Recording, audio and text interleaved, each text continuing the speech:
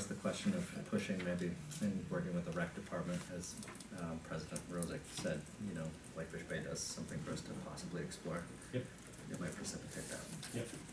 The meeting though, after you and Rebecca and President Rosick spoke, was that discussed and furthered to the rec department for consideration? Or are we just thinking that's the only other option because there's not any other companies, so the rec department is the perhaps logical choice? Yeah, But that hasn't been explored by the No. rec department at all. No, I mean, I think we were thinking, I think the conversation that afternoon was about, like, how do we move forward for next year?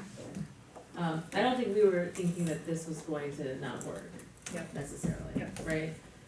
But we kind of also felt that we didn't have very many choices at this Right. point. Yeah. And so just to give ourselves more options to consider for the following year. I just wanna understand how far down the road we are in talking to the rec department Not at before all. we. I haven't even started. No. Okay, Can I okay, that's clear, okay, thank you.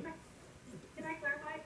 So we also talked about the fact that like our lifeguards are provided by a private company, that we could explore, how to do that with crossing guards. So I don't think it's only limited to Whitefish Bay, and I wouldn't talk to the rec department, my recommendation, until we know what all our options are, and we were gonna potentially explore that further.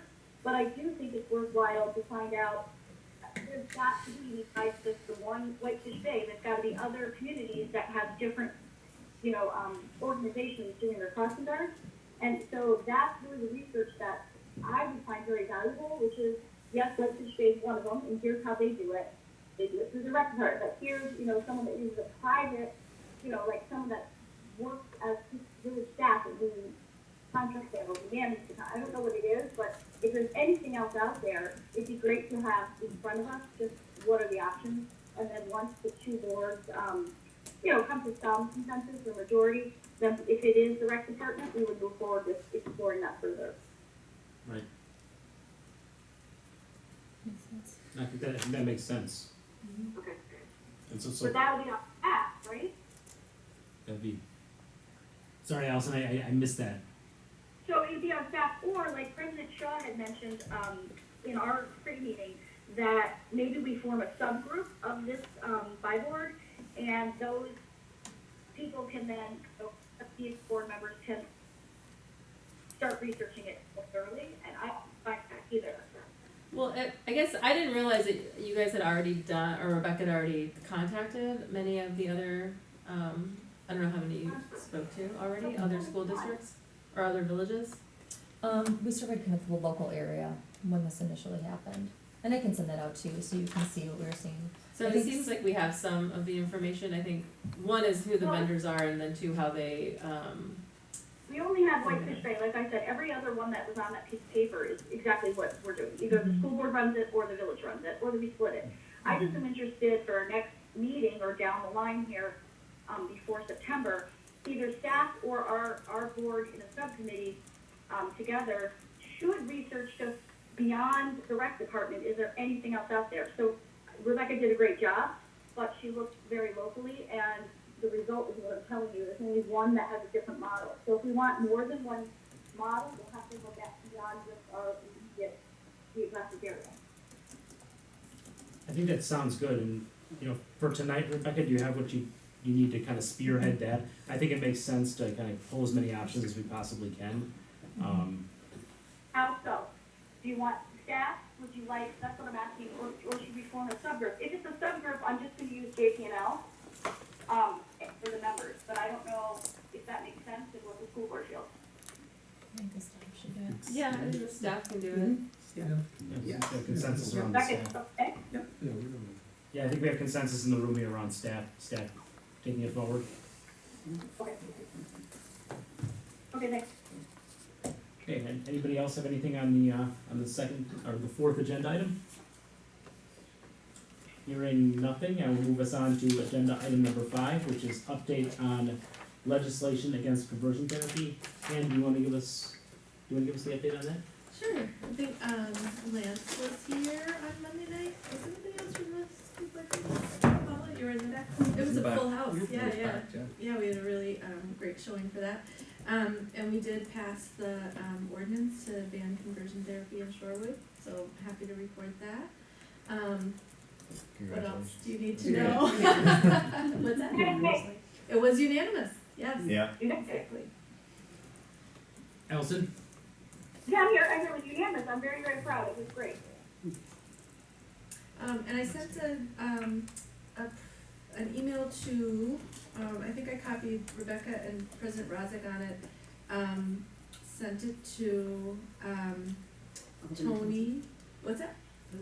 Did I send it to everybody? Yeah. Oh, well, Alderman Johnson, sent out a media advisory about our action, which was really nice of him to do. And then I reached out to Tony from, Tony Snelling, I think it's Snell. Snell? Tori Spelling, that's what I was thinking. I meant to smash it. Shelley, I can't remember the last name. Shelley Gregory. Gregory, and I bet there was somebody else. Oh, and Ken Cole from Shore Solidarity Network, because he had contacted us the most, just asking, since we hadn't gotten any press coverage on it, if they wanted to do a, joint press release. Yeah. Just because I know that they are trying to make a statement with every municipality that joins, in this. So, and that might help, President Rozak also get the attention of the ICC and, just creates that awareness, public awareness. And I haven't heard it back anything, interest or not interest, so. Also, just to let you know that Alderman Cavalier Johnson did do a press release about Shorewood's. Yeah, Did you see that? I did, I just mentioned it, but I should forward it to the school board as well. Or if you have it I pulled have up. it right here. Yeah. Okay, Yeah. forward it Forward it, advance yeah. that'd be great. I think it went to all the trustees. Oh. Yeah, it went to the Oh, you already got it. trustees, Yeah. but not to the school Not board, to the so school board. I didn't think that, sorry. And I think, Lance, you're working on something on the school side? Yeah, similar to what the village board did after the school board adopted policies in support of transgender students a few years ago, it was 2014, 2015. The village board did a resolution basically supporting that, in support of that, and in support of a state, or against a state bill at the time that was going to kind of challenge that. That state bill never made it through, but it was an important statement from the village board. So we've drafted a resolution basically that would kind of return that, basically saying thank you for this action in the village. It supports our students. Also that we, it may say that we also support the assembly bill that is banning it at the state level. And I may add that we. Sign on to that, we should do something for the state as well, like we talked about. Right, you guys had talked about doing some lobbying action there. And I just noticed in the village board resolution at that time, the real resolution was to, say that you were against the state transgender bathroom bill at the time. So I thought we should put in there, we're in support of the current ban on conversion therapy at the state level at this time, in addition to supporting what the village has now done. Excellent. And it occurred to me just now we could also throw in that we support the National Equality Act There as you go. well, but I don't want to water it Put down too too many. much. So we're gonna have that'll be on the next Tuesday's agenda. Great. And I guess the last thing is the SEA will also be co-signing on that, Oh, nice. so. Yeah, I think that Lance, watering it down probably I would avoid because there is a bill on the floor, right? I think we should stick to whatever they can act on at the moment. Well, there's a bill we have state legislators who can act on the state bill banning conversion therapy, and the Equality Act did pass the House at the national level, and we have legislators at the national level who can support that as well, but it's a slightly different issue. So I'll think about that. And Emily, did you have some? It's great. Any other comments or questions on agenda item number 5? Congratulations and thank you. Mm-hmm. Thank you, it really helps to have all the support. Because it definitely fits in with what the board has been doing, over the last few years, but especially with the same-sex kind of bathroom. So, glad you guys took a lead on that. Hearing nothing else, let's move on to agenda item 6. which is discuss next steps for possible change in election cycles. Rebecca, I'm assuming you're going to present this one. So the village took a look, and you'll see included in the memo, I am more visual. So, we included a chart in there that had some assumptions, associated with it. So, did everyone have an opportunity to read through it? I don't wanna Yeah. read through the same item, so I'm here in concept to try to field any questions that you may have. Essentially, we end up shortening a couple terms on the front end and then lengthening a couple terms in the back end, and by 2026, we're into 2-year elections every 2 years as opposed to elections every 1 year. But the important part is that both the village board and the school board agree on this, because the point is to have just one election cycle every 2 years. I don't have it in front of me. Can you just explain it? When I talked to Rebecca, it obviously it's gonna be after we've all gone through. So we voted today. It starts when we all have been reelected. But as Rebecca and I talked, it doesn't have to be day one. It can be whatever time frame works the best. So we're not cutting people off. That can be when we start it. We have to specify a date. And I think right now it's all perspective, so you're not cutting anyone short. So we're phasing it in so that that's not happening. But in the election cycle 2021, for instance, you have somebody running for a 1-year term. In 2022, you have somebody running for a 2-year term. Why? So it's Yeah, sorry. so it staggers out. You're trying to get that stagger every 2 years. Okay, but if we voted for it today, right, just walk me through this, and the last person would be elected in what year, like, before we can implement? So everyone has to go through a re-election cycle, so that would be in 3 years. So 3 years from now, we would start and say, once that last trustee was, re-elected, or not re-elected, then we start fresh and say, okay, starting today, you're gonna be at a 2-year cycle. And then it's the same stagger, because the next election will be 2 years, and then every year we have an election. Well, that's the point, we don't wanna have an election every year. Yeah. That's the point of it. Was there some agreement, I missed the meeting, was there some agreement? I know I have not been at a village board meeting, and the board decided that this was something we wanted to move forward. We wanted to look at how it, like, I guess How it would work if how we would it did work it. and what would be required to change the, Correct. Right. this is, I think, about how it would change in terms of, right, like, Right. like the actual elections, but I think there's the other additional question of how we have to ask for permission, I assume, to change, or we have to somehow change the state, or the laws around when elections occur. So both the village board and the school By district order. are two separate entities. Right. So the village board would need to take action within its charter ordinance, which is different than a regular ordinance, that would need to be amended to change the election cycle, and that would cover our village board. The school board on its own would also need to consult their attorney to do whatever they needed to do within the district's realm to modify theirs. Now, I'm not familiar with the rules, that govern your elections and how that works. So when I looked at this, and it took a little while playing with this to kind of see how it was gonna work out.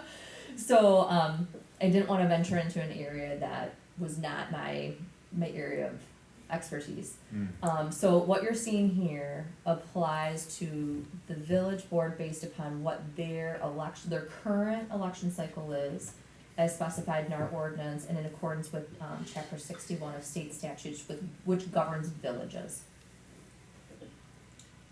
Where's the state statute? Did you provide the state statute? I think there's a snippet from the state statute. Yeah, there is a Yeah, snippet yeah. and a hyperlink Yep. to that's covered within the memo. Yeah, and the first page of the cover memo, there's a snippet from the state statute. And I think what we're looking for tonight here is whether this is something that we're interested in pursuing further. I don't think we're making decisions on whether to do it. It's more of a, do we wanna continue to research this? I think that we would have to go to the state, and I read something about getting an attorney general opinion, because the state statute mandates elections every year, so we'd have to get some sort of variance from that. So the question here is just whether we wanna move this forward, continue to research, or whether we wanna pull back. Mhm. I'd just like to weigh in for a second. from a local level, I appreciate where this is coming from, because elections here, you know, they're wearing and taxing on the entire community. I think a lot of that falls on us, the leaders in this room. We can decide, I don't know, maybe we sign some agreement that we're going to not campaign as Can't do far, that. or, I don't think you can do that legally if you're a board member. I'm thinking of a gentle person's agreement among us. But we're not But- the only people running. Right. And it would be something, okay, scratch that idea. Although I would be willing to sign on to something, I'm up next year. I would be willing to sign something, some agreement, you know, that we ourselves will like police ourselves. That said, I'm not done, President Rozek. Could I finish? Yes. Thank you. Another thought, Shorewood votes, and I've joked with people outside of our community because I often get asked like, wow, you guys go nuts for elections. I joke that, you know, if we had an election for assistant dog catcher, that we'd have an 80% turnout. And there would be venom on Facebook, and there would be accusations flying left and right. And while I would like that toxicity to go away, I don't want our voter turnout to go away, because in the background of our local elections, we've got judge elections, we've got Supreme Court elections, we've got state elections. And without that impetus to get out to vote for your favorite village board or school board member, sometimes the fire isn't there for those elections that also have a huge impact, those district judges, that state Supreme Court, and Shorewood turns out. And I think we've gotten better, and I think we can continue improving, but I think my understanding is that the impetus